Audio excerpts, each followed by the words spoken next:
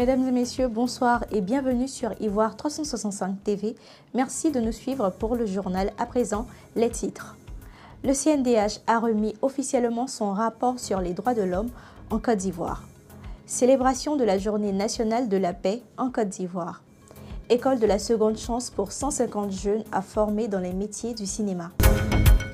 Le vice-président de la République de Côte d'Ivoire, Tiemoko Mélié Koné, a représenté le chef de l'État Alassane Ouattara pour la remise officielle du rapport annuel 2024 du CNDH sur l'état des droits de l'homme en Côte d'Ivoire au cours d'une cérémonie solennelle à Abidjan ce jeudi 13 novembre dernier. Cette présentation solennelle traduit la volonté constante du Conseil national des droits de l'homme de rendre compte chaque année de la situation des droits humains dans le pays, conformément à son mandat de promotion et de protection. Malgré les quelques points noirs sur lesquels travaille ardemment le gouvernement, le rapport se présente comme étant très satisfaisant et le CNDH n'a pas manqué de féliciter et d'encourager ces actions qui permettent de maintenir en haute estime les droits des Ivoiriens dans un environnement en paix. Le rapport annuel 2024 du CNDH que j'ai l'honneur de vous présenter dans les grands axes comporte 3 parties. La première partie est consacrée aux progrès relatifs aux droits civils et politiques, aux droits économiques, sociaux et culturels, aux droits catégoriels et aux droits dits de solidarité. La deuxième partie a trait aux défis relatifs aux dits droits cités plus haut. Et la troisième partie porte sur les activités de promotion et de protection des droits de l'homme. La paix, bien inestimable à protéger et à chérir, a été célébrée sur toute l'étendue du territoire national et plus solennellement ce 15 novembre à Abidjan. En qualité de représentant du président de la République, Alassane Ouattara, le Premier ministre Robert Begré-Mambé a pris part aux festivités officielles de la 29e édition de la Journée nationale de la paix en Côte d'Ivoire, ce samedi 15 novembre 2025 à Abidjan. L'occasion était belle pour rappeler l'attachement indéfectible du gouvernement aux principes de démocratie, de cohésion sociale et de paix, ainsi que tout ce qui s'y rattache.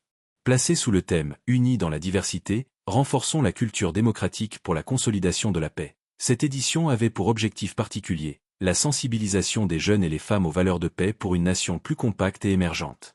Si nous devons parler à notre frère, nous devons lui parler dans un esprit de paix. Si nous devons penser des actions pour la collectivité, nous devons le faire dans un esprit de paix. Donc la somme de nos pensées, de nos paroles et de nos actes réalisés dans un esprit de paix, c'est ça qui fait la paix.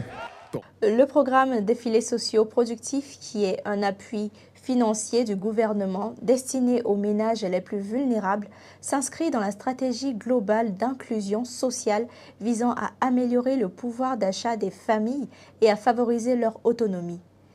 457 000 ménages à travers les 31 régions du pays entre 2017 et 2024 ont reçu des transferts monétaires estimés à un montant d'environ 140 milliards 179 millions de francs CFA selon le bilan gouvernemental.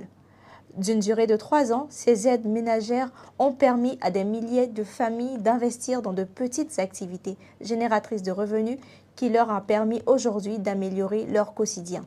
Il n'est jamais trop tard pour apprendre, dit-on, et c'est aussi le dessein du gouvernement ivoirien qui ne cesse d'offrir une seconde chance aux personnes désireuses de s'insérer professionnellement. 150 jeunes talents, dont 45 femmes qui seront formées dans 13 métiers du cinéma et de l'audiovisuel sur 3 à 6 mois, ont effectué leur rentrée solennelle le mercredi 13 novembre 2025 au lycée professionnel commercial de Yopougon.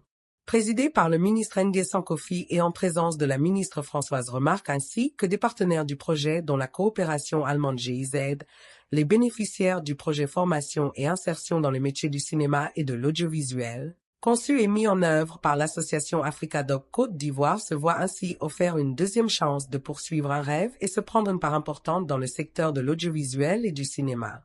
Au Bénin, l'Assemblée nationale a adopté ce samedi 15 novembre une loi apportant une modification à la constitution béninoise du 11 décembre 1990 à l'issue d'un vote à bulletin secret par 90 voix pour et 19 contre.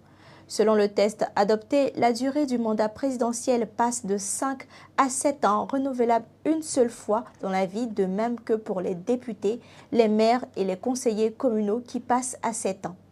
Le Parlement devient également bicaméral et comprend l'Assemblée nationale et un Sénat chargés de réguler la vie politique et de veiller à l'unité nationale, à la sécurité publique et à la paix.